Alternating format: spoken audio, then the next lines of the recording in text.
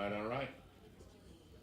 I'd just like to start tonight by welcoming everyone here who hasn't been here. Welcome to Joey's.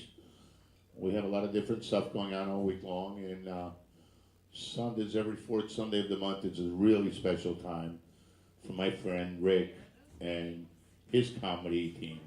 So, without further ado, I'd like you guys to come and give us a big applause for Mr. Rick Cossato. Thank you, Joey. Hey, everybody. Well, it doesn't take a big crowd to have a great time. While we hope there'll be some more people trickling in, we just need you guys to bring the energy, all right? So let's get some applause going for yourselves for coming out on comedy night on a Sunday, for our wonderful comedians, and a very special event for me tonight, because I would almost say three families here. I have my Joey's family. As Joey knows, we have been working at this forever to build a comedy night. I have my girlfriend Lori and her family. They're my second family. And then third family, Jocelyn, Chia, and what we like to call ourselves as her Chia pets.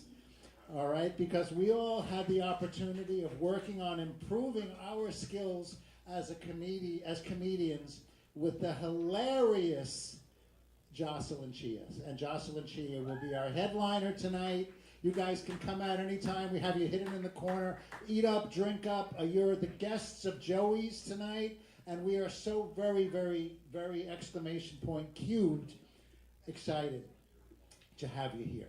So let's give it up. I want the energy going for everybody. Let's give it up for our wonderful lineup of comedians. We have 8 comedians here tonight, if you count me. All right, so let me tell you a little bit. This just happened recently to me, and I want to share a story. I am what I will call currently a survivor of the dating apps. And the dating apps are challenging, as many of us know. And when I first started out on the dating apps, I found that I was getting hit by getting messages from women like 10 and 15 years older than me.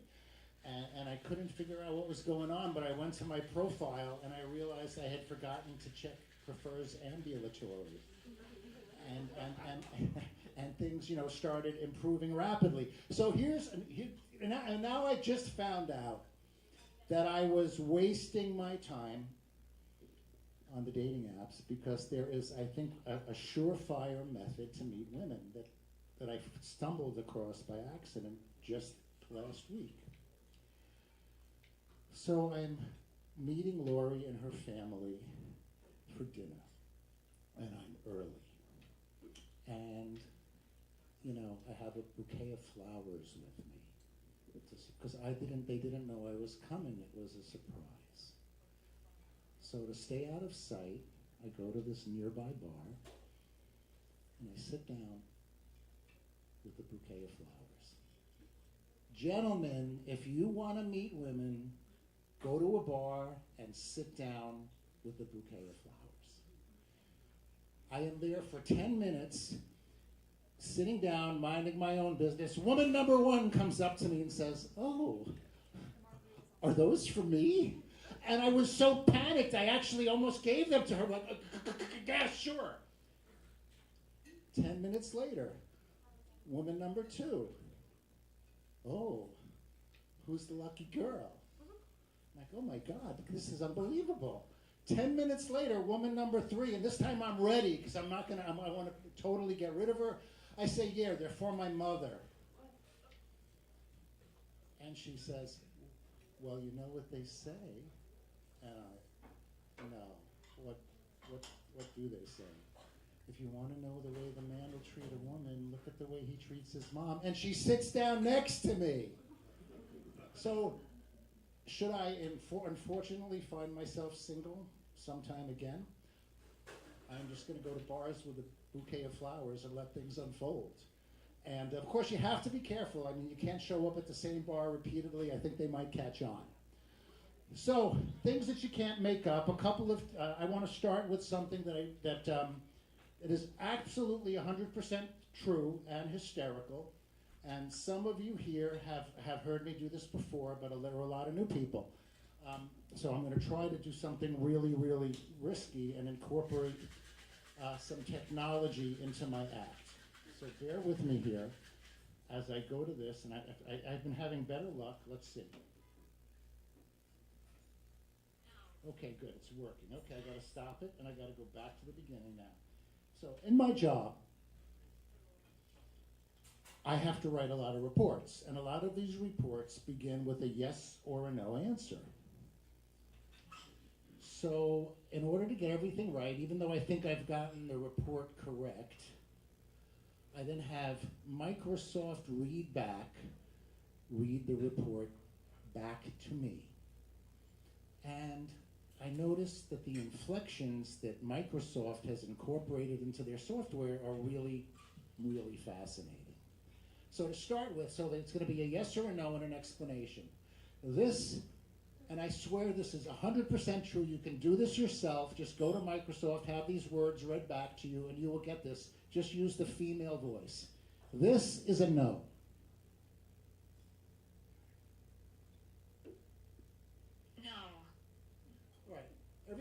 Everybody heard that, right? Oh, come on, see, that's what happens with technology. Okay.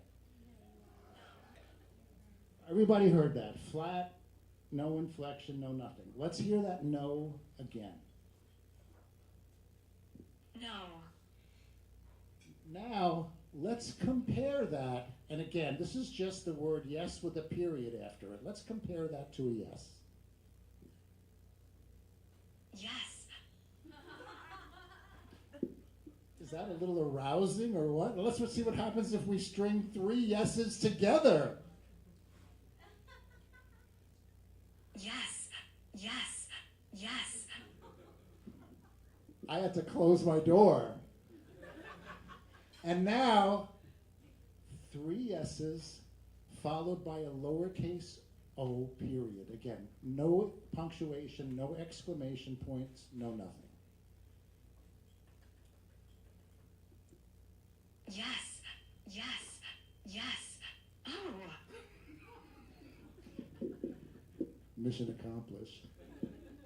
All right, everybody, I'd like to introduce our first comedian, my wonderful friend, one of the first Chia pet here before you tonight, Mariel Jimenez. Give it up. Hi, you guys. Ooh, how fun. Oh, where will I put my phone? Hi, let's put it here. Okay, I'm what you, well, yes. Okay. I'm what you call a clean comedian. I don't do dirty jokes because I look like I don't enjoy sex. Yeah, they got it. Okay. So some guy told me I have resting not tonight face. Yeah, that's my husband. Yeah, my vibe is very wholesome, very Hallmark Channel, very I get called sweetie a lot. It's like, hey sweetie, what are we having? Or like, Mariel, you're so sweet. I'm like, I'm not a child. And you should hear my inner thoughts. They are not sweet. So I was complaining to my hot guy friend about this the other day. We were having dinner, and he's one of those friends who likes to post these like shirtless thirst traps with his washboard abs showing. So sometimes I forget how gorgeous he is. And I was like, I'm just so sick and tired of not being hot. You know, I know I'm cute, but cute's not hot. Cute's like a stepsister. That doesn't count. And he's like, dude, what are you talking about? You're hot now. I died. I'm like, wait, what? And he said, you used to look like a mom, but when you had short hair, but now you're hot. I was like, did he just insult me and then call me a 10? I died. But, you know, it's one thing if it's your bestie who spends all day on Reddit telling you that you're hot, you know. You know, that guy, they're what incels are. Yeah, I'm like, of course you find me attractive. I have the XX chromosome. But if it's the sluttiest person in your group chat telling you you're a 10, well, I rounded up, like on DoorDash. Oh, they got it. And girl math. Yeah, that guy's seen a lot of naked women. You know, he means business. But I'm not trying to slut shame my friend. He is a whore. But his body, his choice. You know that phrase, town bicycle? Has anyone heard of it? It's like, you have heard of it. Okay, we're not going to call him that. It's kind of mean. He's more like a used Peloton. from Facebook Marketplace. Don't tell him if you know them. Anyway, my friends call me dude, you know, my guy friends. They like to tell me who they're sleeping with. And I get it because I'm married, so I'm the safe friend. And they like to tell me their secrets, so I write jokes about their secrets. So I was having dinner with my friend Zach, the guy from earlier, and he was like, I hooked up with Stephanie last night, but I'm stressed out because she's catching feelings. I'm like, yo, that sucks. But I really didn't give a shit. We were trying to order, so I was trying to focus on my order. But I'm trying to be a good friend, right? So I'm trying to engage. I'm like, is Stephanie the girl from Tribeca? And he's like, no, that's a different chick. I'm like, oh my gosh. My guy friends, sometimes they hook up with the same woman, or it's also Stephanie, but from Queens. So this is what I'm going to do. Keeping on theme with Rick's Microsoft bit, I'm just going to put everyone's body count in an Excel spreadsheet. Yeah, they got it that way. Yeah, any Excel nerds here or Google Sheets, we don't discriminate. They're all spreadsheets. They're lovely. Anyone? Just me? So here's my plan. I figured it's like one tab for each dude. Like one for Steven, one for Mark, two for Zach. Like I said, he's a hoe. So did you know Excel can go up to 16,384 columns? Yeah, I counted. It took so long. And 1.4 million rows. Yeah, you can be really slutty, and Excel's like, I got you, baby girl. Let's spread those sheets. Oh, they got it. Yes, that's my favorite. I love a good pun. Okay, guys, I lost weight. I lost 16 pounds, and thank you. I'm 5'3", like Kim Kardashian. We have a lot in common. I love this table. Yeah, she gets it. 16 pounds is what she lost when she was trying to fit into that Marilyn Monroe dress for the Met Gala. Remember this? Yeah. So we're twinsies, is what I'm trying to say. So while I was losing the weight, you know, people have been really cool about it. I've been getting a lot of DMs. They're like, Mariel, you look great. Like, you know, you've had a glow up. I'm like, so thank you so much. Glow up is the recurring word that comes up. But then by the 14th DM, of course I'm stoked, right? But then by the 14th DM, I'm like, hang on a second. So what did I look like before? Like, did I look like a toad? Like, just this morning, my friend DM saying, like, Mariel, you look great. You've had a glow up. And then I looked, her last DM was from August 2014. So between August 2014 and July 2025, the change was that drastic. You felt compelled to come out of the woodwork and just tell me. It kind of feels like one of those passive-aggressive things. When you walk into a room, they're like, oh, you look like you finally tried. Yeah, oh my gosh. Anyway, so I turned 45. And anyone here over 40? Yes.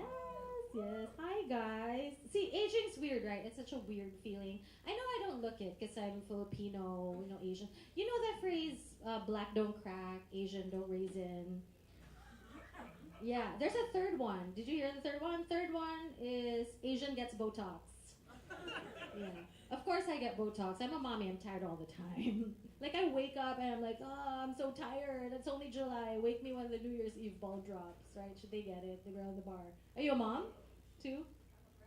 Ah, oh, you're done. You can just give them back. You're like, yeah, that's the best. Yeah. Yeah.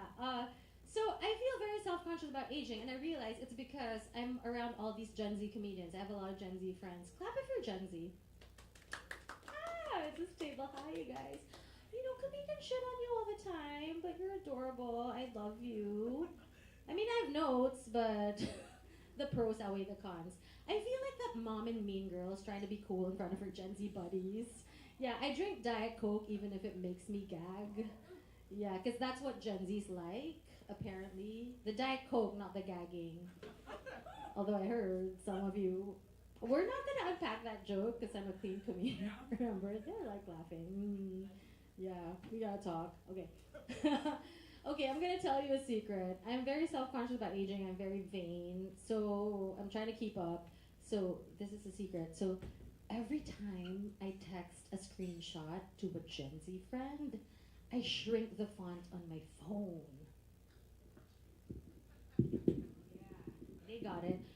And then I zoom it back to 8,000%. Oh my gosh, I can't see anything. And I have to find another Gen Z to switch it back for me. It's so tiny. And then you guys like to show me shit on your phone. You're like, Mariel, check this out. This is so sick. And I'm like, am I reading mitochondria? You guys have been food fun. Thank you so much, I'm Mariel Jimenez. Clap it up for your host, our big daddy lawyer. Tell everybody your Instagram. Everybody your Instagram. My Instagram is, follow me please, Mariel J Comic, and DM me about my glow up. Thank you. All right, thank you. Bye. Thanks, guys. Thank you, Mariel. Let's give it up. All right. The first Chia pet. I am a Chia pet too, by the way, and you can tell because I have my back waxed. But anyway, putting that aside, we have a wonderful Meg Noelle coming up, and I want to give you Meg Noelle's. It means so much to us if you follow us on Instagram, and we will not be insulted if you're taking out your phone now just to follow Always Her on Instagram. Wait, no, not so fast. Now, oh, come on up here. Whatever you want. This is one of my buddies, fellow Chia pet, flight attendant. I have never had her on an American Airlines flight, but I'm hoping. So, little bit, I got to do a little comedy before I bring you up. All right. So, a little something about me that a lot of people don't know is I was originally really interested in starting a career in politics. And I even thought, maybe someday I would be president. Obviously, that didn't happen. But here's the thing. As I'm growing up and I'm telling this to people, they're like, you have to be crazy to be president. You have to be crazy to be president. Why would you want to be president? You have to be crazy. You're in the spotlight. You're in a glass house, blah, blah, blah. So for as long as I can remember, people are telling me you'd have to be crazy to be president. Why are these same people surprised that we have a crazy president? I mean, 200 years we dodged that bullet. It was inevitable. So here we are, and here is my fellow Chia pet, my dear friend, another Queens person, I might add, and a huge Mets fan, Meg Noelle. Thank you, Rick. Sorry to run up on stage too soon. Hey, I just like to be the center of attention, so here I am. That's why I'm up here. Yeah, I'm not a clean comedian like Mariel, so hope you guys don't mind. Yeah, but like Rick said, I'm a flight attendant. Has anyone done any traveling this summer? Where have you been? Malta, Netherlands, Germany, Martin. Okay, sis, tell them. Nobody can go after that because you would. Okay, you can go. London, Scotland, Austria, Germany, France. Okay.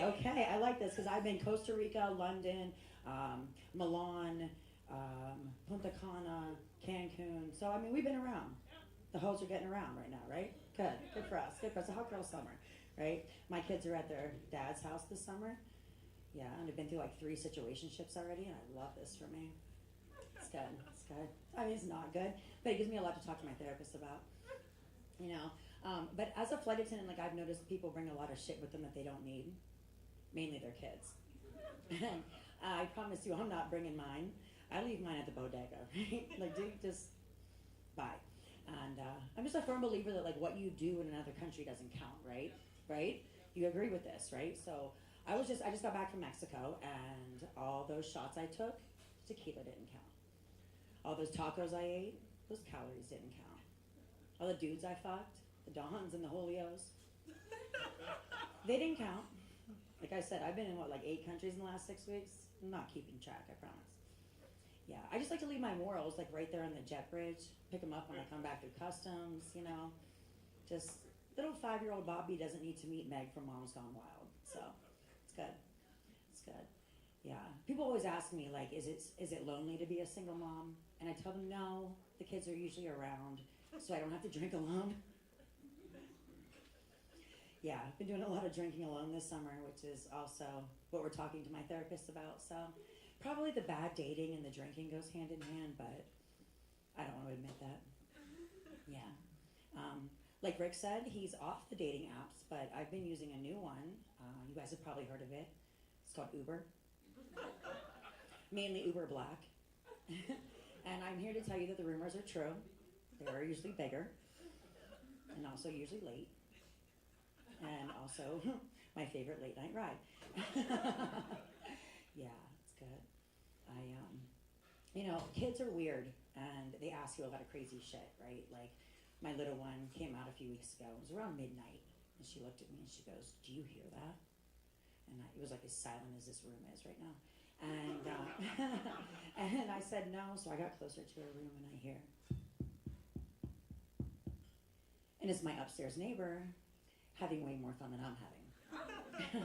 And she looked at me and she said, why are they hammering right now? Can't they do that during the day? And I just didn't have the heart to tell her that that's just how situationships go. You know, you hit when you can. Hopefully you nail it. I wouldn't know.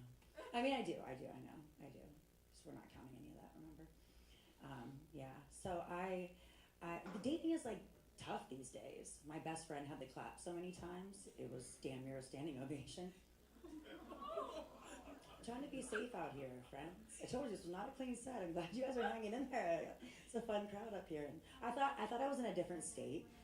I thought I was in Connecticut because I took some road and it said this sign that said "Welcome to Connecticut," and I was like, only Rick can get me to come out of New York for anything. So I don't really know where I'm at, but yeah. I'm what? Oh, okay. So I'm close to being out of town, but I'm just upstate. Okay, good. I just got my license 2 weeks ago. Mm-hmm. I'm a big girl now. I went out and bought an Audi on Friday. Start small. And yeah, I've been on a few dates. I told you this. And I went over to this guy's house. It was like our third date. I thought it was like Netflix and chill. I did my hair. And I get over there just to see that he wants to show me episode after episode of how he was an extra in Gossip Girl. Wasn't even fucking the director. Yeah. And I got dumped by a hand model, which via text, which is kind of on brand, right? I mean, he's doing what he's good at. And it left me with two questions, right? One, did he block me with the same thumb he had in my ass? And aren't I supposed to be the one that's butthurt? Guess we'll never know. I'm just curious, I guess, to why I'm single. I'm not quite sure. You know, I give the double guac, and I don't charge extra like Chipotle. You guys have been a lot of fun for Portchester. Thank you so much. Have a good night.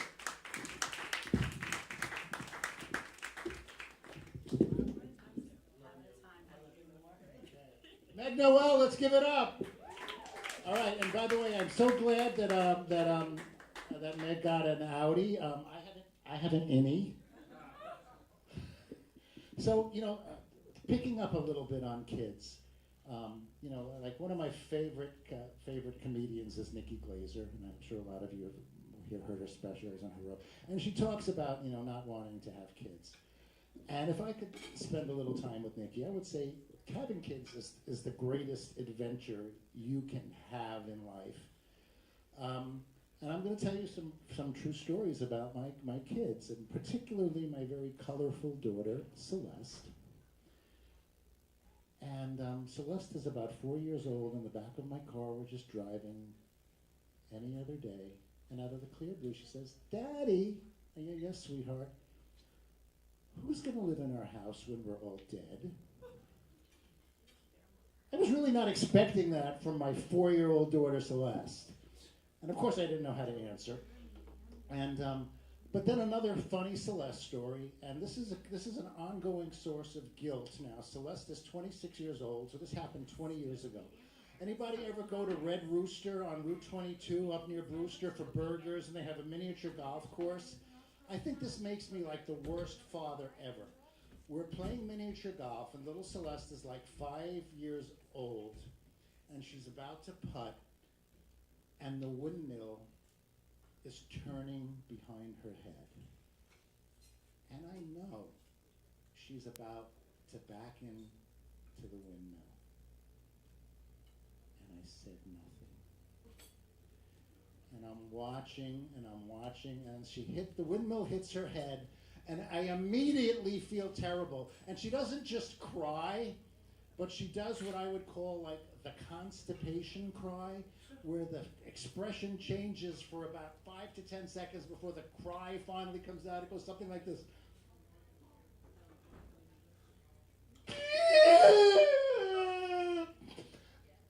To this day, when I drive past Red Rooster on Route 22 in Brewster, I call her to apologize for what I did 20 years ago. But again, I just think having kids is so much fun. They give you so many funny stories. And now I would like to introduce our next comedian who has been here before. He's extremely good looking, but I still let him come here. And so let's give it up big time for Brian Santana.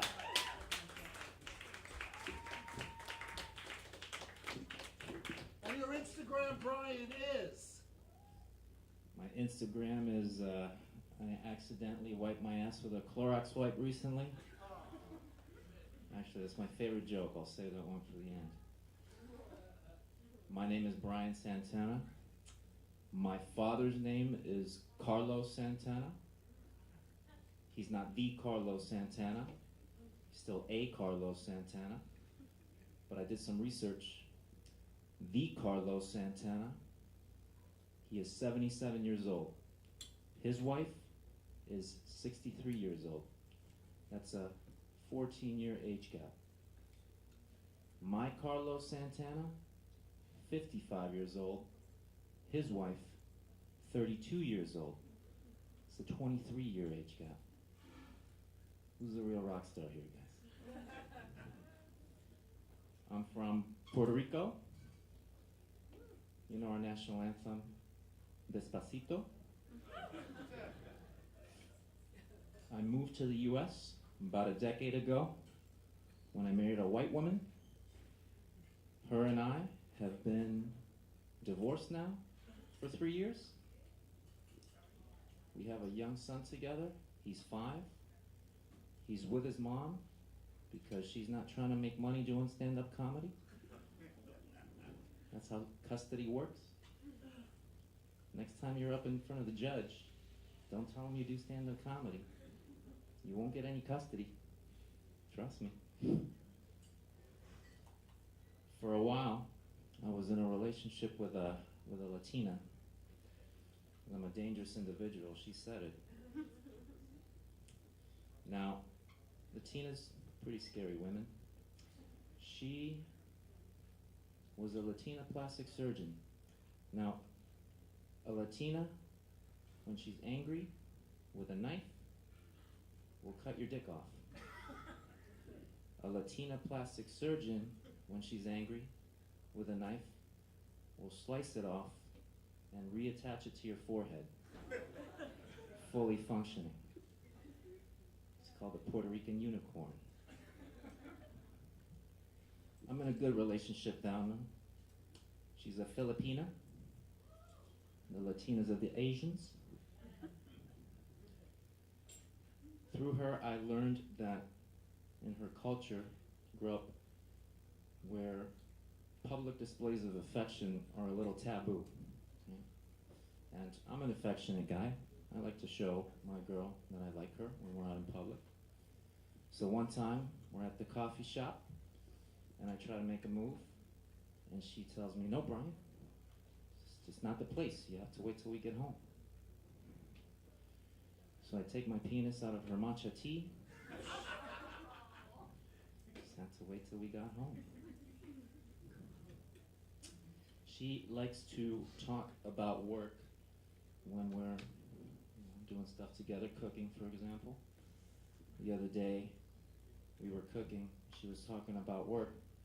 She's a gynecologist. Now, sometimes at work, she has to deliver babies that are breech, which is when the baby comes out feet first. And she's describing how she delivered this breech baby, and she had to pull this baby out with so much force. If you're eating, you might want to take a pause. She had to pull this baby out with so much force that the lady's vagina ripped all the way down to the anus. And yet she still asked me to open the jar of kimchi for her. I feel like she should be able to do that. I didn't put my penis in that one. People ask me, somebody asked me, like, why date doctors? Does it have anything to do with status or money? It's like, plenty of jobs have that, right? Show of hands, who's been to a doctor in their life? Okay, keep them raised, keep them raised. Have you ever told that doctor have you ever disagreed with that doctor? Keep your hands raised if you disagree with what that doctor told you. If you disagree with that doctor, there's no way that you're going to convince that doctor that they're wrong. When you're in a relationship with somebody, you want to at least have a chance. You can tell I love my girlfriend. I love her very much. Guys, I had to have a biopsy recently. A dermatologist took a knife and cut off a piece of skin from my groin. And this was a government-funded medical facility. So in the room you had to have the doctor, the doctor's supervisor, a medical student, and I don't know what percentage of dermatologists are male, but based on the dermatologists in this room, 0% of dermatologists are male. She was very gentle with the knife, but also with her words. As she's cutting, she tells me, "Brian, don't worry, there will be no damage to nearby structures." No one had ever called my penis a structure. Some of these jokes are new. I have them written down on my forearm, so I just need to access them a little bit. If you're watching on the TV, I hope you enjoy. If you're watching not on the TV, I hope you enjoy too. I guess this is a good place. Maybe not. I remember the first time that I ever wrote anything creative. It was elementary school, English class. They had us write a haiku poem. You guys know the haiku poems? It's just a poem with 17 syllables. When I was in 6th grade, I was thinking, what the heck can I write about with 17 syllables? So I wrote down, I accidentally wiped my ass with a Clorox wipe recently. Thank you very much. You've been a great artist.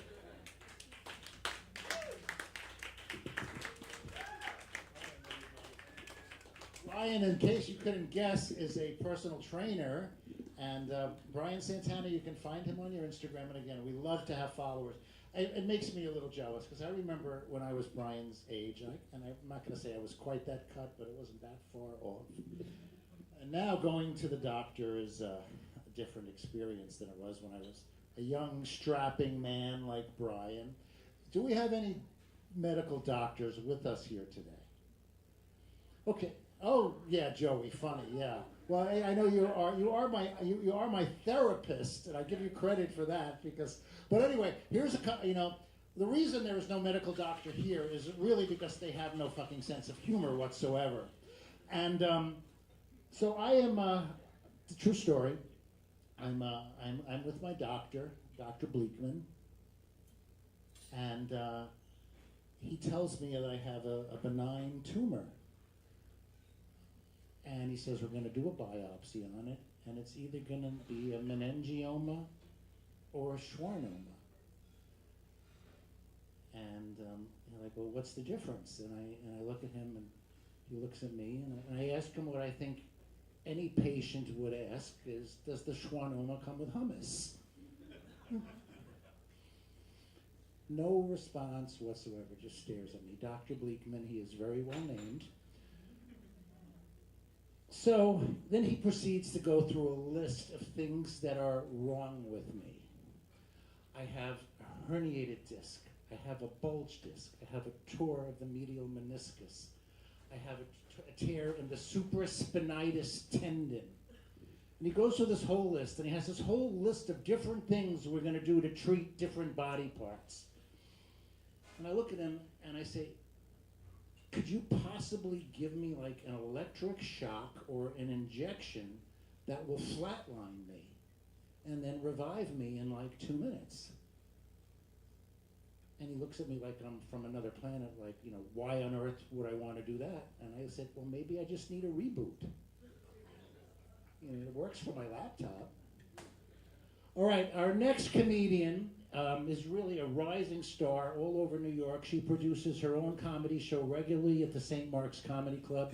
She's a fellow Chia pet. She's a dear friend. She's hysterical. I've had the privilege of appearing on her shows at the St. Mark's Comedy Club in the East Village. I am so happy to have my dear friend Macy Kwok. And Macy, your Instagram is?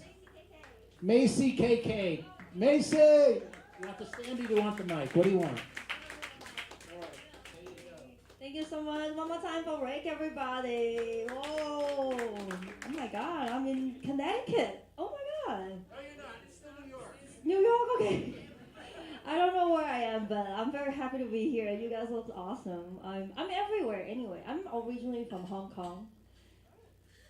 Okay. Thank you. I'm Chinese. But I'm the good kind of Chinese. I'm not the kind that come here and shut down TikTok. So all young people can keep your jobs. Thank you to me. I move around a lot, even though I don't know where I am, but I'm not afraid to, go anywhere. I'm down. I can go anywhere. I'll be fine. Because when I was 18 years old, I decided to move around the world to pursue my dream of running away from my family. And it went great. That's the best decision of my life. I'm like, whoa, that's so much fun. And of all the places, I chose to go to Australia. Anybody been to Australia? Nobody. Oh, 2 hands. Oh, cool. Very nice. Did you like it? No. No. I didn't like it either. Okay, I'm with you. Because, Australia. Before I moved, I was very young. I was like 18 years old. Before I left, my friends warned me. They were like, yeah, Macy, Australians can be racist. So I was like, oh my God, I'm so scared. So I got there and I was super careful. Super careful. I just remember everything told me to, don't mess with the Australians. And I got there and this Australian man, he came up to me. He was like, "Oi, good day, mate." I was like, oh shit. He's telling me to go die. I was like, that's hate crime, hate crime, hate crime. And then I ran away. So I know how you feel, gentlemen. I didn't like it either. I didn't understand whatever the fuck they were talking about. They didn't understand me either. Like, the whole time I was just so confused. But why didn't you like Australia, my friend? It wasn't worth the 20-hour flight. Wasn't worth the 20 hours. What were you expecting?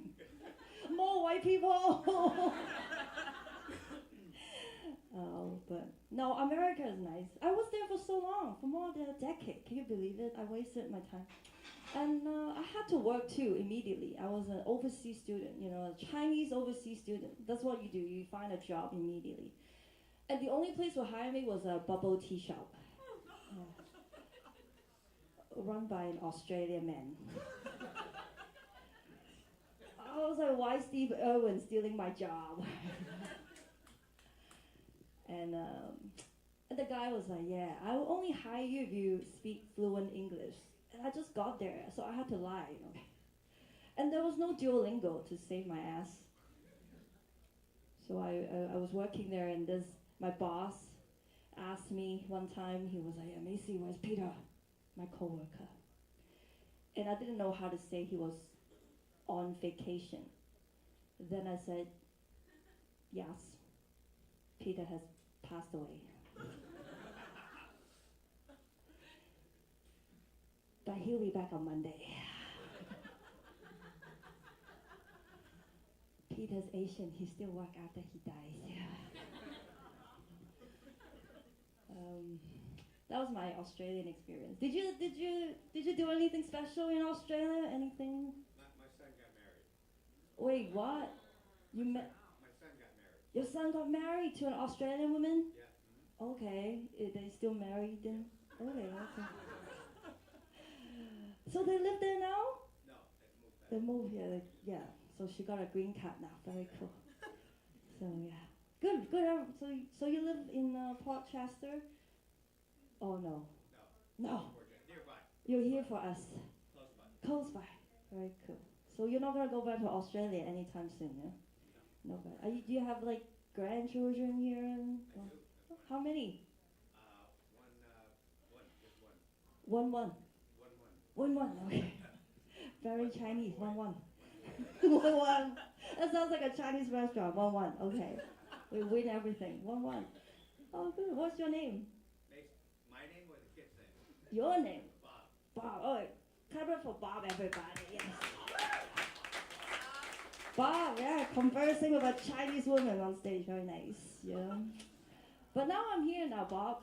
10 years of New York City. You proud of me? Very much so. Very much so. I lasted that long. I actually moved here for a job too. Can you believe it? I moved here for a job, and 10 years of being the same job for 10 years, Bob. This year is finally my year. I got it. I finally got it. I got fired. Yeah. But you know what that also means? I didn't quit. We Chinese, we don't quit. We revenge. Yeah. Just like the tariffs, yeah. Oh, is Connecticut down for this political shit? But anyway, I don't even know what that means, but just saying shit. Yeah, I'm angry, I got fired. I had the job that I moved here for, and there were signs too, guys. Before I got fired, there were signs, there was no more emails, I didn't get invited to the Coldplay concert. Bob's wife watched the news, she's up to date. Yeah, I didn't get invited to the Coldplay concert. I would have been a better person to go to a Coldplay concert with, because I'm Chinese, we duck very fast, I'm like Cobra Kai season 3, He would have got fired if he told me instead, okay. So that was his only mistake as a CEO. I am looking for jobs, but I don't care. Every time I interview, there's 7 rounds of interviews, And after 7 rounds of interview, what will happen? They ghost, just like the New York City men, I haven't told my mom yet I got fired. Should I tell my mom? My friend, what's your name, my friend? I haven't asked. What's your name? You've been. He knows me, Andrew. Andrew, thank you, Andrew. Andrew's like, lie, bitch. Yeah, that's what I'm gonna do. Because my mom's gonna say, I know what she's gonna say. She's gonna be like, Macy, you're not married, you don't have kids, and now you're gonna lose your job. Who's gonna pay for my happiness? That's Asian moms. My mom ever said, I love you. That's not an Asian thing to do. My mom's love language is 12-step Korean skincare. Because even, I know she loves me, even when she's mad at me, she still sunscreen me, before I go to bed. She's like, don't have fine lines, you're not married. That's love, Because I love my dog very much, but never once in my life, Bob, I put a collagen mask on him. And my mom, dating in New York. This is still New York? Okay, this is, okay. You guys got lovebirds in the house.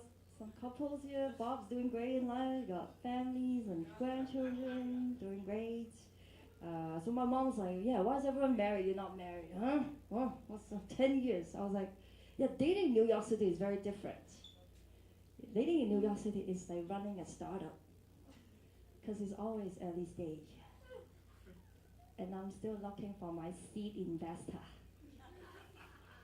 But after they hear that, they always pull out early. But maybe I'll find love here. Who knows? All right. All right. You guys are fun. This is my time. Thank you so much. My name is Macy Kwok. Follow me on Instagram, Macy KK. Get up to your house, Ray.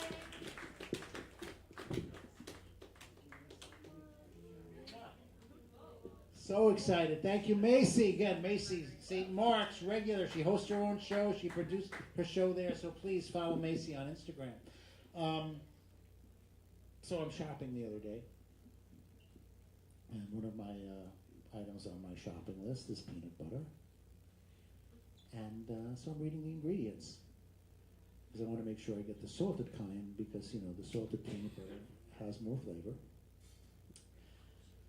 And right above the ingredients in bold letters, it says, warning, contains peanuts. Now, if you are allergic to peanuts and have to read on a jar of peanut butter that peanut butter contains peanuts, you need to consume that entire jar and be eliminated from the gene pool immediately. All right, without further ado, a return performer, fellow Chia pet, and dear friend.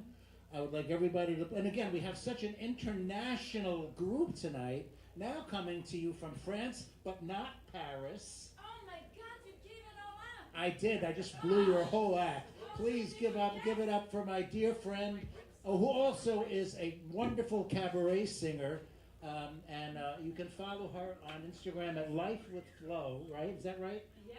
All right, I got that right. Please give it up for my dear friend, the talented, the funny, and just a kind freaking person, human being, Flo Ankah. I tried. Thank you. Thank you so much. I was gonna say that I'm another import and let you guess.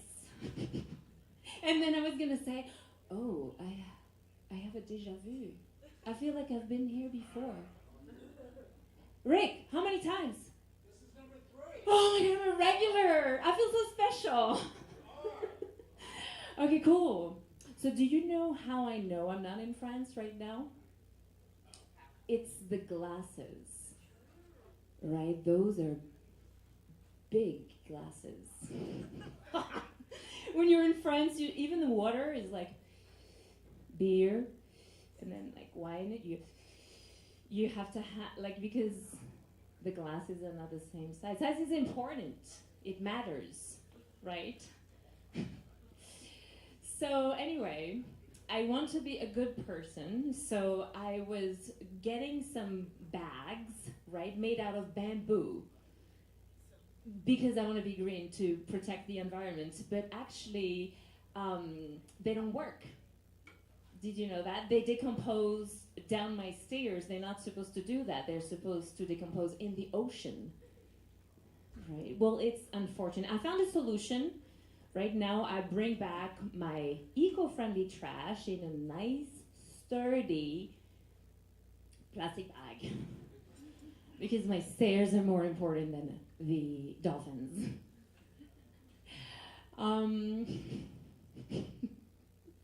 It's too bad. We used to get them for free at the store, but now you have to pay to pollute the environment.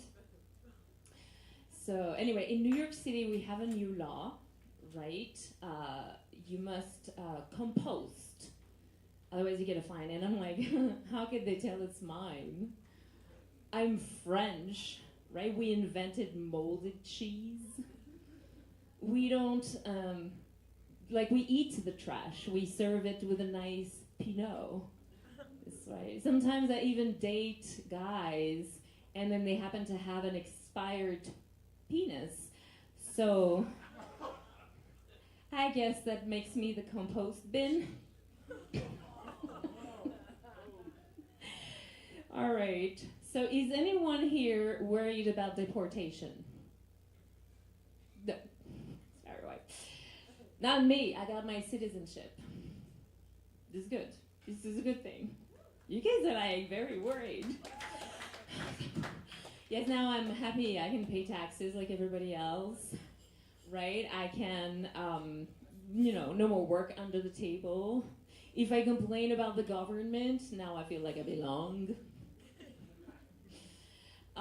Yeah, people are confused. They confuse immigration with race. right? And an immigrant is somebody who comes from another country and they move here to stay, like me, right? It doesn't matter if I sunburn into a lobster.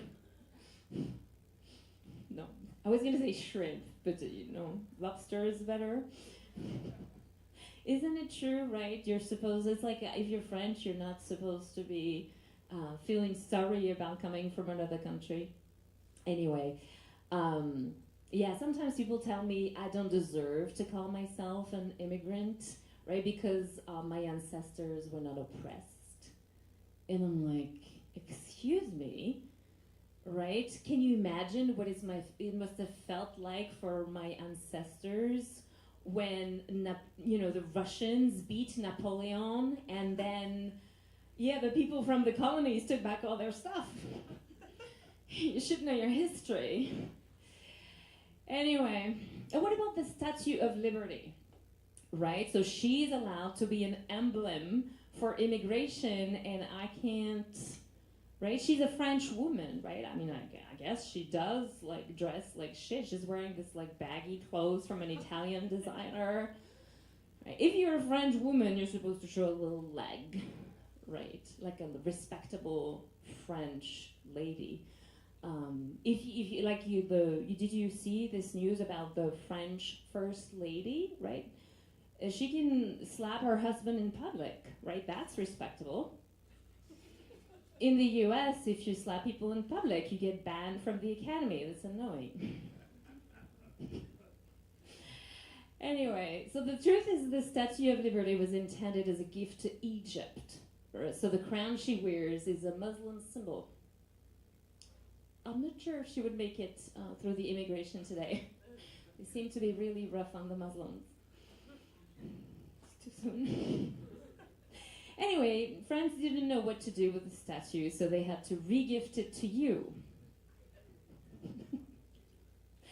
Well, I'm happy to be an import. I never know if people like the French or not. It's just, I know the best thing is the food, but it's always overpriced.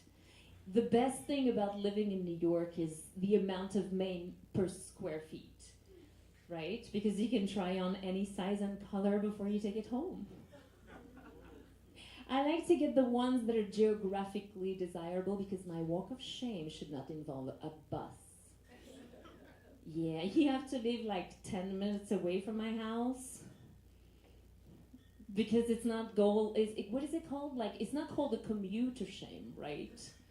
I'm not going to Staten Island for a kiss. I'm not getting on the bridge to get you in my tunnel. And I'm not getting on the B to get on your D. Thank you so much.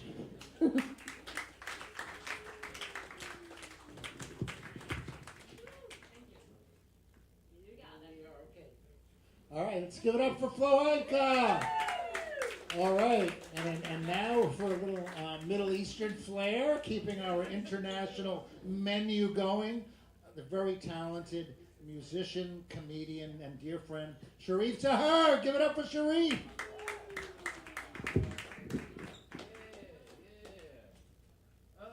My jokes are also written on Brian's forearm, so take that shirt off again. Hey, guys, my name's Shareef, and I'm from West Virginia. Any proud boys? All right, that's just a vibe check. The glasses are huge in West Virginia. And it was hard growing up there with my name, Shareef. Everyone's name there was Brad or Bradley or Brad again. And they'd come up to me and be like, what kind of name is Shareef? And I'd be like, well, it's Arabic for Brad. It means Brad in Arabic. Please don't hurt me. And they'd be like, what's Arabic? And I'd be like, Arabic, it's a type of gun. And they'd be like, you're okay in our book, dude. Sometimes I'd be like, actually, they'd be like, what kind of name is Shareef? And I'd be like, actually, it's pronounced Sheriff. And they're like, oh my God, he's a child cop. He's the chosen one. And they'd lay out their guns as an offering and try to touch my skin. That happened. Guys, so, you guys got moms? There are probably some moms here. Hell yeah. I was raised, a lot of people talk about being raised by a single mom. I was raised by a single dad. Anyone else? Raise your ankle monitors if you're raised by a single dad. My mom, she didn't die or anything, but she left when we were in middle school. She just abandoned the family. Now, as a son, I was disappointed that my mom abandoned the family, but as a feminist, I was like, slay! Oh my God, that's progressive as fuck, dude. Leaving your family behind with no repercussions, that was dude shit before my mom, all right? My friend was like, technically, I think she's breaking the law by doing that. I'm like, she's breaking barriers, okay? I had a friend that his dad left, and he was like, my dad left and moved to Bali to find himself. It was like, so here's the thing. My mom just like, usually when if a parent leaves their family, they like move to another country. She just stayed in town. She just stayed a part of the community. She found herself a one-bedroom across town. And it was weird. It was like, it was a small town. I would see her like around. And it was like running into an ex. I would be at the mall, and with a friend, I'd be like, I'd see her, and I'd be like, oh shit, don't look over there. And he'd be like, who's that? And I'd be like, that's my old mom. And yeah, man, it was awkward. There was one gym in the town, and we both belonged to the gym. And I would see her, and I tried to get the family plan behind her back. I walked down to that office, and she was, and I was like, I explained the situation. I have a family member that works out at the gym, and she was like, oh, your mom works out here. I was like, she doesn't like labels, but yeah. And she looked at her account and was like, oh, your mom isn't eligible for the family plan because she just did month to month. She couldn't commit to a year. And I was like, that is so her. These are just pictures of me doing stand-up. Yeah, no, my parents were, they were married for 14 citizenship. And so, it worked out. Before I started comedy, I made a living as a professional drummer. Paid all my bills. And when you make a living as a drummer in New York City, which all of you will, you end up on a lot of gigs with musicians you never met before that day. So they all only know me by name before the gig, Shareef, so they often assume I'm black. And they always tell me after the gig, white musicians like, we thought you were going to be black. Latin musicians like, we thought you were going to be black. And black musicians like, we thought you were going to be good. And no, I'm a pretty good musician for a white guy. I'm not white, but I've taken an improv class, so... all my friends are musicians, and they're all more successful than me. My best friend plays drums for Taylor Swift, and he calls me up one day. He goes, "Hey, Brad, I've got this gig booked with Taylor coming up, but my wife and I are expecting a baby." And I said, "Gross." And he said, "No, I recommended you to do the gig instead," and I ended up getting the gig. And I was so nervous the first day because I'd never been in a hospital delivery room. But, yeah, I held her hand as she gave birth to a beautiful baby boy. I said, "Name him PJ." And she said, "Why?" She says, that's where your husband is right now on a private jet. Guys, dude, it's way easier being a musician than a comedian, man. Like, if you suck at guitar, people are like, "Hey, keep trucking, brother. You'll get there." But if people don't like your comedy, they're like, "Kill yourself! Die! We hate your observations and your brain!" And so I've been yelling that at musicians to teach them a lesson on gratitude, dude. I get kicked out of every jazz brunch. Do you have a table closest to the band? No need for a menu. This will be quick. So here's a story. I'll tell you a quick story and I'll get out of here. People ask me if I date, if I meet people like women at gigs, and I did meet someone recently, and it was going well, and she took me back to her place, and we started making out, and she pulls away from kissing. She goes, "I have to warn you, I'm a screamer." I literally had never heard that before. At the time I didn't know what that meant. I thought she was talking about like she was like in the screamo. I was like, "I'm a drummer," and I thought she was talking about she was like into screamo metal, and I was like, this is a weird time to talk genre. And she was like, "No, like I'm loud." And I was like, "Yeah, I used to play loud. My roommates hated me." And she was like, no, I'm sensitive. I was like, "Well, maybe sing jazz." And she was like, "No, in bed, I'm loud." And I was like, oh, shit, I realized what she was talking about. And I just like, autopilot, I was just like, "Yeah, same." I was like an idiot. I was like, yeah, same. Like, as if two screamers could be together long term. Like, that's two screamers? That's not sexy. That's a 911 call. That's a murder. And even if they got married, they'd have to move out into the woods in the middle of nowhere, and even the animals would be like, oh my God, they're so dramatic. Anyway, we had sex in complete silence. I was like, what am I doing wrong? I bet the screaming. I was like, but to be fair, I wasn't screaming either, and I made that promise. So she was like, well, if he's not screaming, I'm not. But, I kept thinking, like, maybe the screaming's coming any minute, and it never came. Neither of us did. That's it for me. Thank you so much.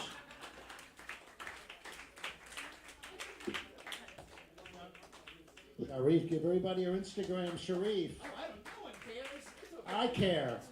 I don't even know it. All right, so before I introduce our headliner, the hilarious Jocelyn Chia, I'm going to tell one other joke. But there is a connection to this joke and Jocelyn. So, I am about to turn 62 years old. And this joke is a little on the dirty side, so forgive me in this table over here. And, so obviously at 62, you start asking yourself, like, really big questions. Like, what's my key to happiness? And I'm pondering this. I'm reading books. I'm reading all these philosophies. I'm studying the Buddha. And then I look at the word happiness itself, and the answer was right in front of me. What are the last two syllables of the word happiness? Shout it out, come on. Come on, somebody, don't make me say it. Penis! The last two syllables of the word happiness is the word penis. The male sex organ is embedded in the word happiness. That is not an accident. Nobody ever talks about, I'm in search of happiness. It's happiness. So what is the connection to the delightful, the charming, the entertaining, the wonderful Jocelyn Chia with this joke?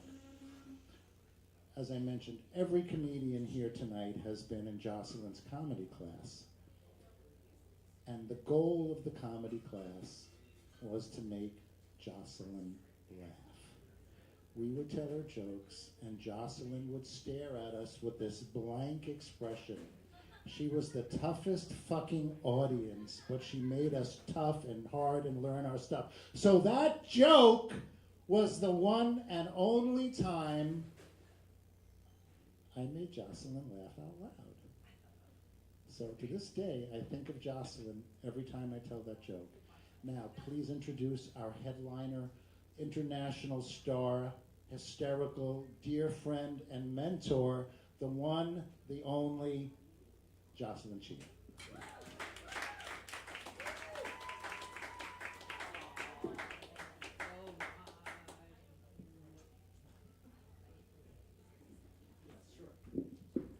Hey everybody! Oh, I love being introduced to on stage with a pussy joke. Thank you, Rick. It's a really wonderful intro. I just got back from Asia. I was on tour in Asia.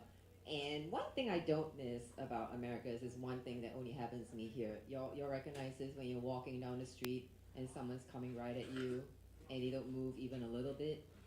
They expect you to move for them. There's this one guy in my neighborhood, tall, big guy. He does this to me all the time.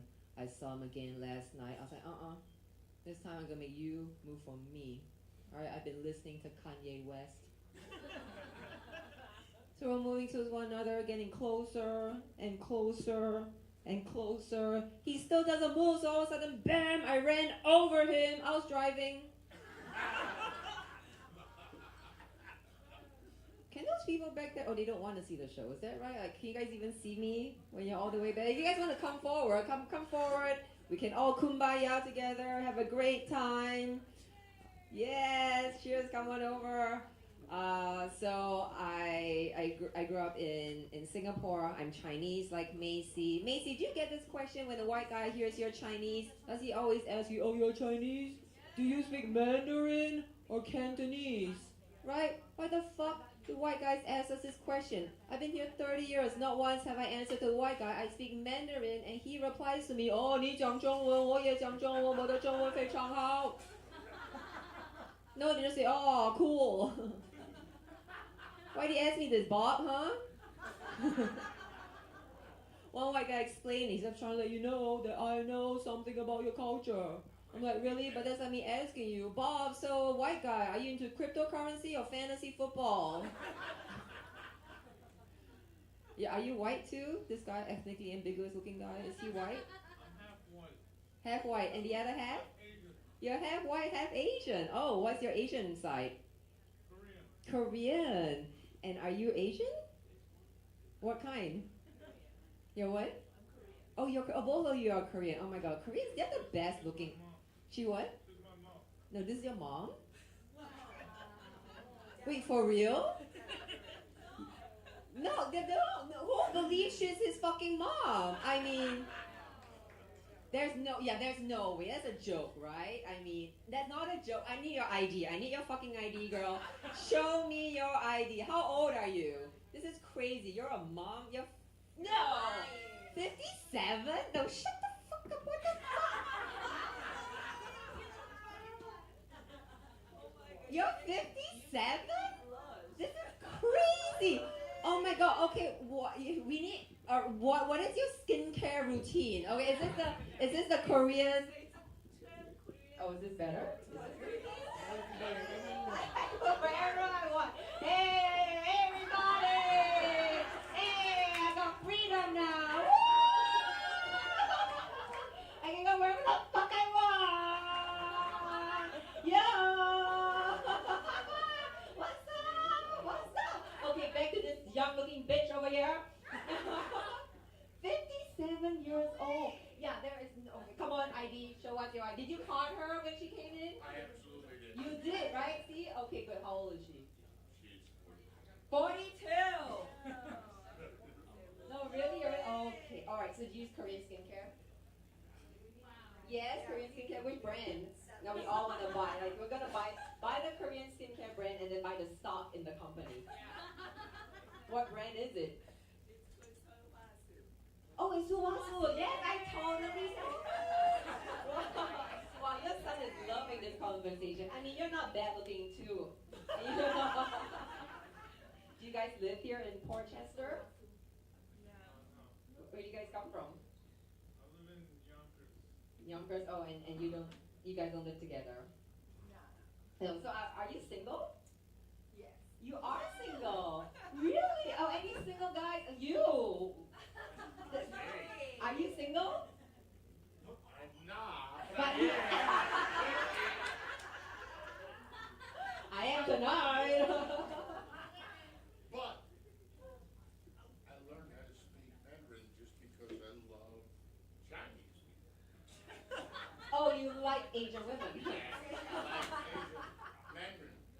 I can say 69 in Mandarin. You can say 69 in Mandarin. Okay, say it. You don't believe me? I don't believe you. Chu can chew. What? Oh! 69, Chu can chew, right? That's what it's like. No. Yes. You say chew can chew? Chu can chew. Chu can chew. Oh, two can chew.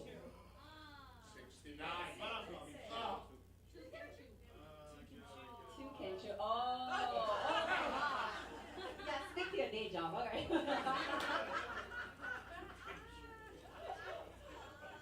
Oh my freaking goodness.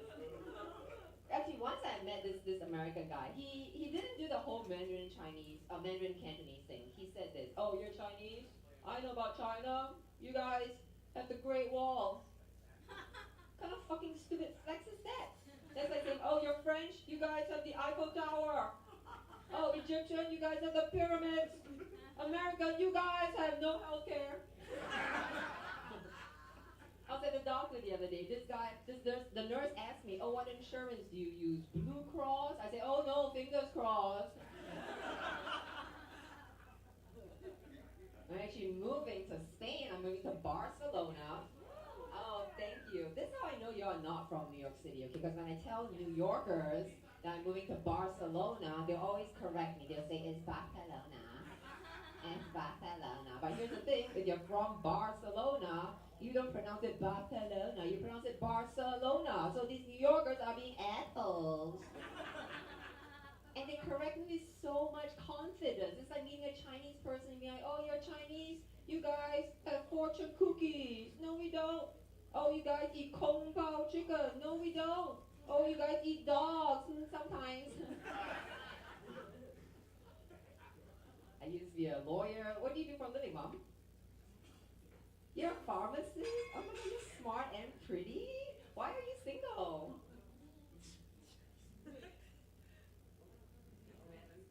Because men are stupid. Alright, you get this. Where do you live? You don't live in Yonkers, right? Where do you live? You live in Stanford. Oh, so all the rich white dudes. You don't like any of them? They're all stupid? Oh man. Alright, do you get this in Stamford, Connecticut? Because I get this in New York City. I can be on a date and the guy will say, hey, just so you know, I'm not looking for a relationship. Just got out of a relationship. But I'd be down for a hookup. I'm like, dude, that's like going on an interview and saying, just so you know, not looking for a job. Just got out of a job. But I'd be down for a paycheck. Oh my God, I'm so sick of this. I started using reverse psychology by being the first to tell men that I wasn't looking for a relationship. And guess what? Guys really like that. I once went on a 6th date with this guy. 6 dates when he told me he wasn't looking for a relationship. I was like, too late, you're in a relationship. Tomorrow we're going apple picking. I was like, forget it, I give up. I'm turning to a lesbian. And guess what? Guys really like that. I don't know how I look right at your son when I said that. Wait, the audio is better, right, with this one? It's not. It's good either way. Really? Because it's a little Yeah, you got a little right? A little Alright, I won't move around that much. If I want to move around, I'll use this one. You got it. Hello? Ooh, I know. This sounds so good. Okay.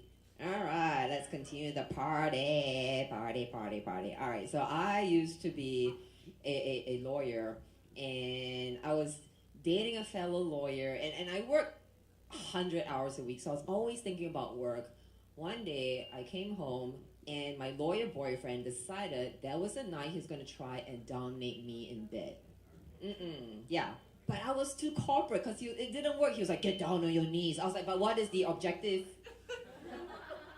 He's like, I'm gonna choke you with my dick. I was like, did you run that by risk management? And he's like, shut up, I'm about to come. I was like, oh, it's called a liquidity injection. Is this Westchester? Is this considered Westchester? Yes, no wonder you guys got a liquidity injection joke, huh? So smart. Are you in finance, Bob? Is that what you do? No, what do you do? Lawyer too? Ah, that's why you got my joke. What kind of law do you practice? Litigation. And this is your wife? Oh, this is the Coldplay wife? She's the real one. Wow, you got a very young looking wife. What's the age difference? 13. She's 13 years younger. Oh, okay, you make good money, huh? Wife, are you working? You are? What do you do? You're an event planner. Yeah, this guy is rich. But have you guys heard of this concept called intermittent reinforcement? Ever heard of it? Okay, so have you ever dated someone who was really hot and cold, but it was so addictive? Yeah, you recognize that, huh? Are you single? No, I'm dating Rick. You're Rick's girl? How did he fucking get you? He what? He's lucky. He is so lucky. Wait, this is your girlfriend? Oh my god, she's so hot. What? That's amazing. I mean, you're not bad, but she's like, but she's so fucking hot. Oh, okay, but you had a hot, cold guy. That's not Rick. Rick's not hot and cold. He's all warm puppy. Years ago. So he burned hot and he burned cold. And how was that for you? Not good, but you were hooked. A little bit, yeah, but you know why? It's called the slot machine effect. When someone's sometimes nice, sometimes not nice, you feel like you're trying to win the next lottery. You're just like, oh my god, I want her to be nice again. I want to be nice again. So it's called intermittent reinforcement. Very addictive. But a psychologist said that even in a stable, long-term relationship, how long have you two been married for? 30 years. 30 years? Wow. 30 years. Okay, so, but even in a 30-year marriage, the psychologist says to keep things spicy, you still have to do a little bit of this slot machine thing. Like, wife, which side of the bed do you sleep on every night? The right side. Okay, every now and then, I want you to switch it up. Have Bob come home from a whole day of work and find you sleeping with his best friend.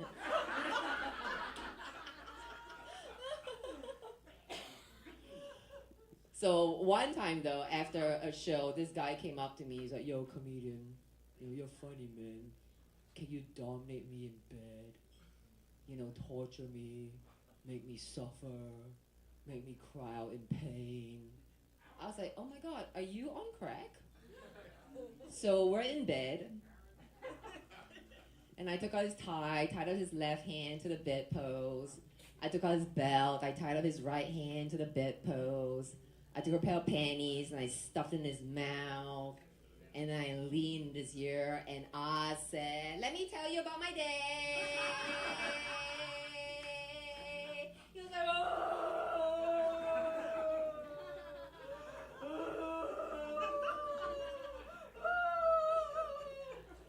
that was such a fun night, wasn't it, Bob, huh?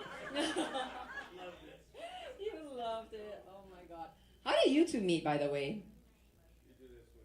You do this one. You met in a restaurant? How did that happen? Were you a waitress? No, I was actually hosting. It was actually called China Grill. It was China Grill. Oh, he went to look for Asian girls and found you. Oh my goodness. So, okay, one time I did go on a first date, and the guy actually said to me, he's like, "Hey, just so you know, I just got out of a mental institution." I was like, "Oh my God, a man who can be committed." I have all these dating stories. I'm single in New York City. Once after hooking up with this guy, he said to me, "Oh my God, your skin is so soft.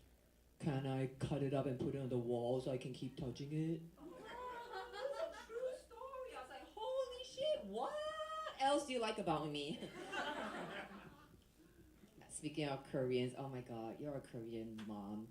Jeez, your future wife is in for a shit time. Korean mother-in-laws, oh my God, you guys are the worst. Like, you probably think you're the best woman in the entire world for your son, right? No other woman can compare to you. Yeah, see, she's laughing in acknowledgement. She knows this shit. I dated Korean guys. All right, just one Korean boyfriend. Gorgeous. Korean guys are so hot. But his mom always thought she was just better for him than any other woman. Like, if I one day I cooked dinner for him and she's like, "Ah yeah, cook properly. I show you. He had a job interview one day, and so I ironed his shirt. Are you like, that's what she does? That's what she fucking, do you have a girlfriend? No? Have you had a girlfriend? No? Are you a virgin? I prefer not to answer. That's a yes.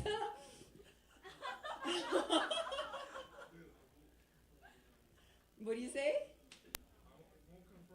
You won't confirm or deny. Oh, future lawyer right here, Bob. You want to take him on? Okay, so I was ironing his shirt for him for his interview, and his mom was like, iron properly. I show you. And she had no respect for privacy. She just barged in his bedroom without knocking. One day she barged in while we were hooking up. She's like,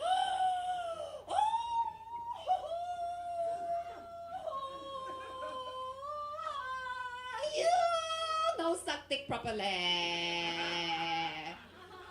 I show you. I know, that joke blows. But this Korean guy, he was away on business for a couple of weeks, and I sent him a message saying, "I miss you." Let me ask you this. When your significant other says, "I miss you," what do you say back in return? I miss you too. Yeah, thank you, normal person. I send this guy, "and I miss you." He sends me back a thumbs up. I was like, what the fuck were you gonna do if I said, "I love you," huh? Send me a fist bump? But he did send me a sex while he's away. He's like, "Hey babe, when I come back, I'm gonna fuck you, and I'm gonna make you come." So I sent him fingers crossed.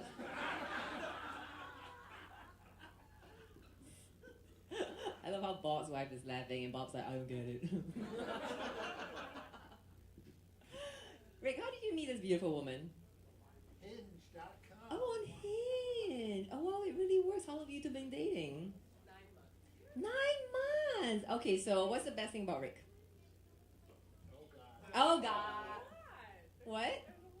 There's a lot of good things. Everything. What's the best? I have funny friends. You have funny friends. Oh, you're so modest. He does have funny friends. He loves comedy. He's kind. He's fun. He's sincere. Nothing about how good he is in bed, huh? You notice that? And Rick, what's the best thing? My kid's right here. Oh, these are your kids. And an adult, not a kid. You're an adult. She's like, I'm an adult, bitch. How old are you? You look so young. Let's call it 19. 19. For Just for fun. funsies, we'll say 19. Okay, and this is your boyfriend? This is my handsome boyfriend. Yeah, you guys are very cute together. Are you in college? One of us is. One of us is. Let me guess, you are in college. See, I know, he just looks like hot but dumb. You're like, yes, that's about right. Wait, why aren't you in college? Oh my god, you play professional football. Okay, fuck me. Soccer here. Soccer. Oh, it's just soccer. Oh, screw that. Whatever. Soccer player. Are you from the UK or something? You're from the Netherlands. You guys have a hot Dutch boyfriend? I do. What? How did you do that? Where do you live? London. I help them. You help them. Oh, you live in London. I do. You I do. do live in the UK with the Brits. You live in the UK. What the fuck are you doing in Portchester? Oh, because of Rick. Rick's your Italian man over here brought me. Rick, you're Italian, huh? Yeah. And you live in London too. For a semester I did, but I went to high school with him in the Netherlands, and I went to elementary school with her in New Jersey. Oh, you went to school with both of them. Did you purposely hook them up? You set them up? Something like that. You knew they'd get along? She thought he was cute, and I texted him and I said, I have a friend for you. Oh, you thought he was cute. Oh my god, a professional. I mean, okay, in London, I guess a soccer player is cool, right? Football. Football in London, yes. Soccer. Because I'm in America. All right, so you're in college. Okay, so when I came to America for college, I went to Indiana. Anyone else here suck at life choices?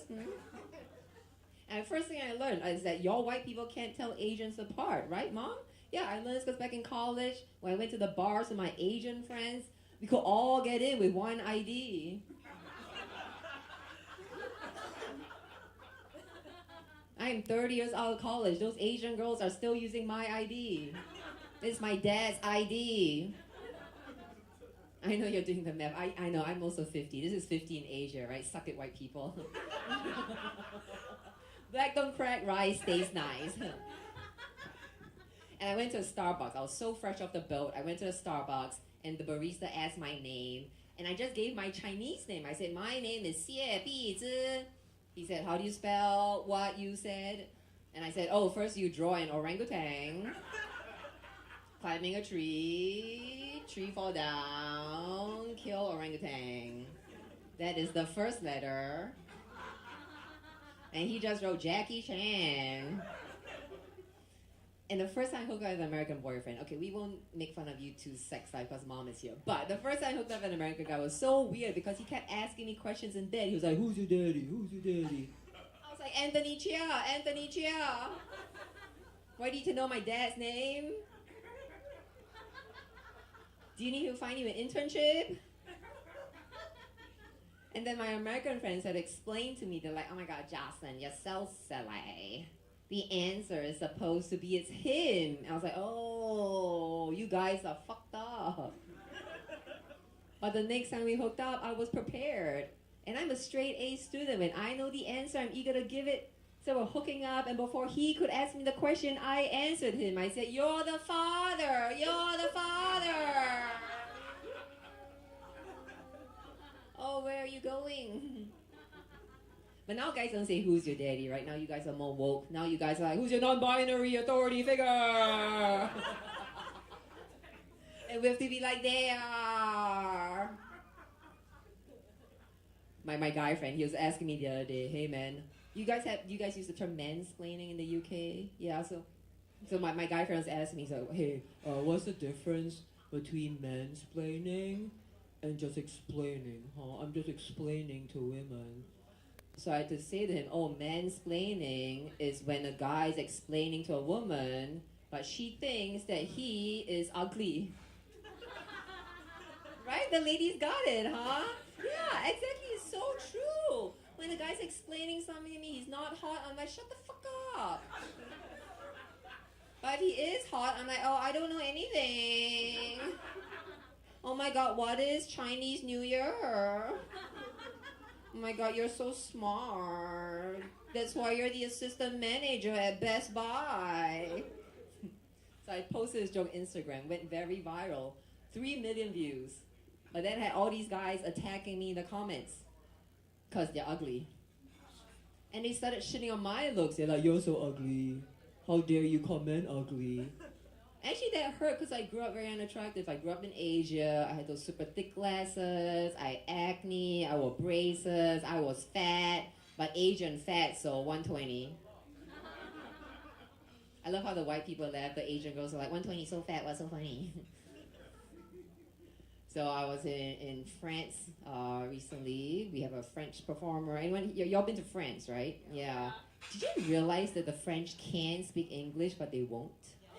Exactly. Yeah, do you do anything about it? I don't know what to do about it. I feel like I'm getting lied to every time I talk to You them. feel like getting lied to, right? Okay, I'll teach you a trick, alright? This is what I do. When a French person clearly speaks English, but they won't, I speak to them in Chinese. Once I went up to this French guy and I said, Ni hao ma. He said, Parlez-vous français? Which means, do you speak French? And I said, oh, 你是个大笨蛋大非洲神经病王八蛋他妈的 which means no. And he said, oh, do you speak English? I was like, English. Who your daddy?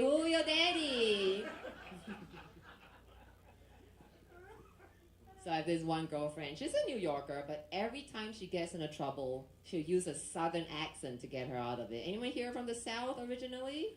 Yeah, so she uses a southern accent to get her out of trouble. Like once we got pulled over by a cop, and she was like, oh my God, officer, was I speeding?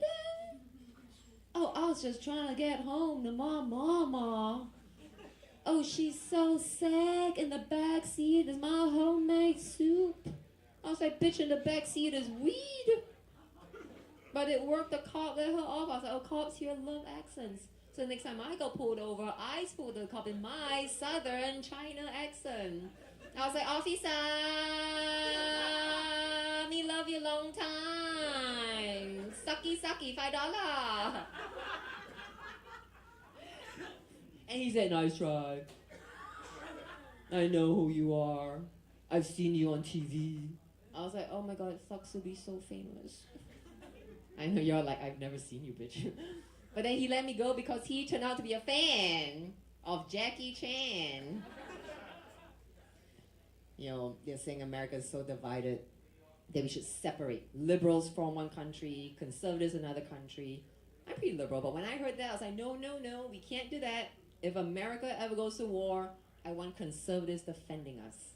You know those guys that stormed the Capitol? That's who I want fighting for America. Have you seen their photos? They be on the battlefield with their horns and their fur going, America! America! Can you imagine liberal snowflakes at war? No, they'd be on the battlefield being like, oh my God, this is not a safe space. Oh, why are there so many triggers? And the general will be like, shoot him. Are you sure that is the right pronoun? You Gen Z liberals will be even worse, huh? The general will say attack. You'll be like, I don't chase, I attract. Only the Gen Zers got it, huh? But you know people like that, right? Oh, I'm just gonna manifest. Everything happens for a reason. Do you believe the universe gives you signs? Something like that. Oh, you're so Gen Z. I have this one girlfriend. She always thinks the universe is giving her signs, okay? And she's obsessed with her ex-boyfriend. So one day, we're at this party, and her ex-boyfriend came up, and he said, oh, thank you so much for coming. You look great. And she's like, oh my God, you see? That is totally a sign that he wants to get back together. I was like, bitch, we're at his wedding. Are you guys fans of Dave Chappelle? Yes. Do you remember this one special he did where he gave the audience the punchline first and then he did a joke? You remember. What was the punchline, sir?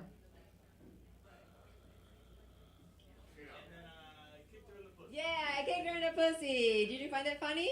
Yeah, the whole audience cracked up, but my girlfriend, the very like Gen Z woke one, was like, oh my god, that's only getting a laugh because of the underlying misogyny inherent in our society. Like really, if the joke had been that I kicked him in the balls, people wouldn't have laughed. I said, of course they would have. Really? Well, prove it. You do a joke about kicking a guy in the balls. I'm gonna do a joke about kicking a guy in the balls. Oh, why not? Are you not good enough a comedian? What a fucking bitch, right? Yeah, so I kicked her in the pussy! By the way, speaking of which, I do have this medical condition related to the hoo-ha. Any ladies here know of it? Vaginismus? It's when the dick tries to enter the vagina and it just clamps up and not lets the dick fucking until the guy says the 3 magic words, I'm in finance. Bob's my favorite audience member. He's getting all my like finance corporate type jokes. But so Macy, I think, was one talking about her parents not saying they love you, right? Yeah, that's a very Asian thing. Do your parents tell you they love you? Yeah. They do, really? Oh, you're adopted by white parents? Asian parents, they don't say I love you. I have this theory, okay, that the less your parents show you they love you, the more successful you become. That's why Asians are so successful. You're an accountant, I was a lawyer, and then all my Asian friends are doctors and neuroscientists because our parents don't love us for shit. My white guy friend, his parents love the shit out of him. Every day he's all, we love you, Johnny, hug kiss, hug kiss. He is now a pickleball coach. Oh, it's really the best audience. Okay, so anyway, I've been seeing this one guy, very clingy by Asian standards, because, our parents don't say they love us. So, like, for example, once I actually tried to tell my dad I loved him. I was 12 years old. I went up to my dad. I was like, hey, Papa, we've been seeing each other for 12 years. I just will let you know that I love you. And my dad went, I'm not looking for a relationship. All right, so this clingy white boyfriend of mine, I was rushing to get here. I was doing my hair, doing my makeup. I leave the house, close the door, lock the door. I turn to go when he shouts out, you forgot something. I was like, oh shit, what'd I forget? My cell phone, my joke book, my wallet. So I unlock the door, open the door. What'd I forget? And there he is standing at the doorway going, oh my god. So I kicked him in the balls.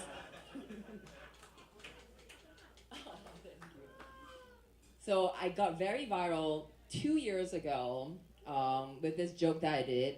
It was about Singapore, where I'm from, versus Malaysia, its rival country. And the punchline had to do with the Malaysian airplane that went missing. So this joke hit the internet and it went so viral, 33 million views. That's the population of Malaysia. The whole country saw this joke and they went batshit crazy. They were protesting outside the US Embassy. And then this propelled me to the front pages of CNN, BBC, New York Times, when Malaysia asked Interpol to track me down. Yeah, Interpol, the organization that looks for war criminals and terrorists and human traffickers. They asked Interpol to look for a New York comedian. I was like, Malaysia, my schedule's on my website. All right, you can't find me. How are you gonna find your plane? Oh, you guys have been a delight. My Instagram is Chia Comedy, Chia followed by comedy. I'm Jocelyn Chia. Thank you so much for coming out. Thank you.